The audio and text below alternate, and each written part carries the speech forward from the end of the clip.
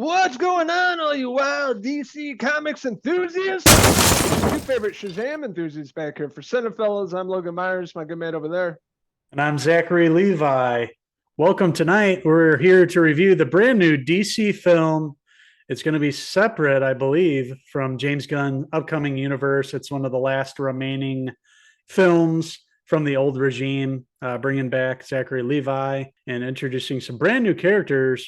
And we are talking about Shazam 2, Fury of the of the Gods. Gods.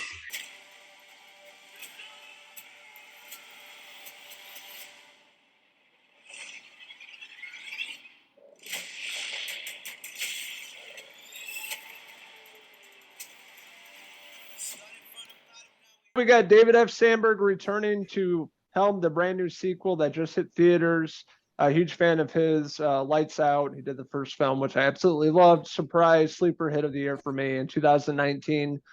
A lot of earlier reviews saying people loved it. It had a lot of heart, which it did. It was like a coming of age, modern big movie with Tom Hanks meets superheroes kind of thing. Had a lot of heart. Kid looking for his biological mother, and he finds his foster family and sets up the movie and becomes Shazam essentially. Part two kind of picks up with that with Billy played by Asher Angel, returning for I guess for a small part in this movie, playing the kid Billy Batson and his family, and Freddy played by Jack Dylan Grazer, and him transforming into Shazam and finding all these new villains. Yeah, Billy Batson really isn't the focus of this film. It's more Freddie Freeman, and he kind of steals the show in this one as the kid, and like when they're all kids and not actual superheroes. The focus is on Freddie. He has a disability, so it focuses in on that. It focuses in on how he's kind of an awkward teen, trying to get along and go moving up through school, trying to fit in. And then obviously when they become superheroes, they're all different people. And he's our good mate from the OC back in the day, Seth Cohen himself, back in the role. We're talking about Adam Brody, of course, as superhero Freddy. They have a bunch of different names for themselves. It's pretty funny. It's plays a lot like the original film. There's a lot of funny one-liners from the superheroes. Nobody taking it super seriously. It's very lighthearted, like the first movie, and it in that regards, it's just as enjoyable as the first one in most regards. Yeah, and then this is also introduced the daughters of Atlas. So we got Helen Mirren, Lucy Liu, Rachel Zegler was the last sister, but they're setting them up as the new villains, and I didn't really buy it for the most part. I felt like the first movie was more on the line with Mark Strong's character. This movie just felt like nothing at stake here, but introducing these characters. Helen Mirren, she's a fantastic actress. Everything she does is great, but playing a superhero in CGI fest throughout the entire film, not so believable. It was kind of cheesy, campy in this way.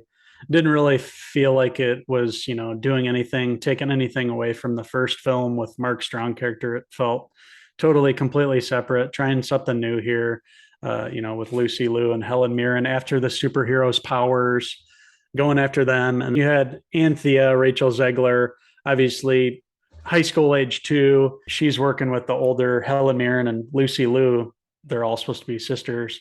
So she's kind of conflicted on the side because she's got a relationship with this boy. And once she finds out that, the true identity, the superhero identity, it makes a big conflict. And of course, she's going to, try to stop the other sisters from harming them. So, it's kind of predictable in that way. But a lot of the humor and the heart of the first one is evident in this one. And that's really what makes these films feel like they're, fresh and something worth watching from the DC universe. That's really what it's about here. David F. Sandberg bringing the whole family vibe. And this one switching the focus onto Freddie more. I actually like that. I liked him being the focus. He's a stronger actor than Asher Angel, who really doesn't have that much to do. He doesn't have that much screen time. And, his alter ego played by Zachary Levi, Shazam, of course, the two of them they don't sync up for me. Like they're two totally different personalities. It's like when he turns into Shazam, he reverts back 10 years in his life and becomes a kid again, just real goofy and off the wall. So, I don't really buy those two being the same person. It just feels so out of left field. But Zachary Levi is really likable, of course, as the superhero. I love what he does there with it. It's fun enough, just not a great or anything new that's added here. It feels very much in line with the first one, and that's fine. It's just kind of run of the mill with the villains that are introduced here. Really nothing at stake, not only in the film, but moving forward, we know James Gunn's basically completely going to wipe the slate clean and start afresh. So this is kind of it for all these superheroes, and we also get a big cameo towards the end, which most of us had spoiled a couple months ago by the trailer for no apparent reason, and that superhero shows up at a vital time in the movie, so it completely ruined everything about the surprise of it. So that was a bummer. And I'm sure the director and everybody involved made a hit to the movie, I think, too, once people kind of figured that out. A lot of people didn't go see it at the theaters. It didn't make a lot of money.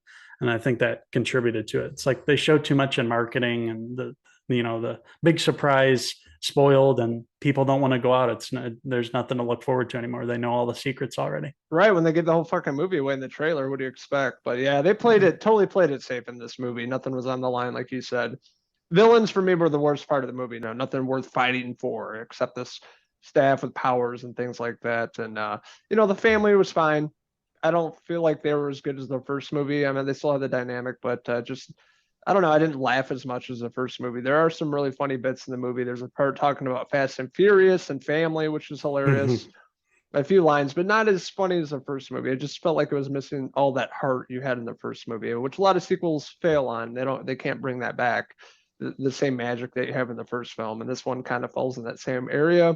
Zachary Levi was fine as always. Him and Asher Angel, two different ages, it feels like. Asher being a teenager, this Zachary Levi playing Shazam, acts like he's 10. He's talking about Mountain Dew and chips and just really hyper. And I don't know. It didn't make sense to me either. But yeah, a lot of flaws in this movie. But hey, if you're looking for a good time, looking back, just to relax and not turn your brain off for a little bit and watch a superhero movie, this movie's fine. They played it safe and enjoyable for the most part. So with that being said, I'm going to give Shazam: Fury of the Gods, now playing in theaters, a 3 out of 5 Zachary Levi hair pieces. I agree with you. It's a good time if you're looking to, shut your brain off, have a nice time, laugh, not really have to pay attention to, intricate plot details. It's a good time. It's worth a watch. It's nothing that's going to blow your mind, though. It's nothing new. And unfortunately, it's probably going to be the end of Shazam. We're not going to see these people anymore. I'm glad it came out. I wish more people would have saw it. It definitely deserved more than I think it got credit for.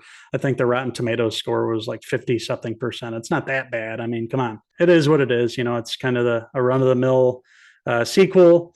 It has some of the laughs and heart of the first one, but the first one's the superior film. But with that being said, I had a decent time with it, and I would check it out when it is available near you. So with that being said, I'm going to give Shazam 2, Fury of the Gods, a 3 out of 5 Lucy Liu hair pieces.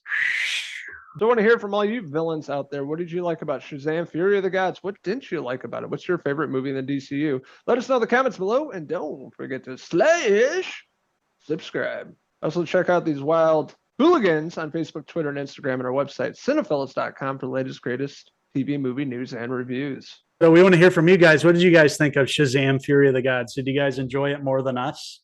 We want to hear from you, so let us know in the comment section. Thank you guys for watching our review of Shazam: Fury of the Gods. And until the next time, I'm Uncle Henry Hill. And I'm Uncle Logan Levi, signing out until the next movie review. Cheers! Shazam!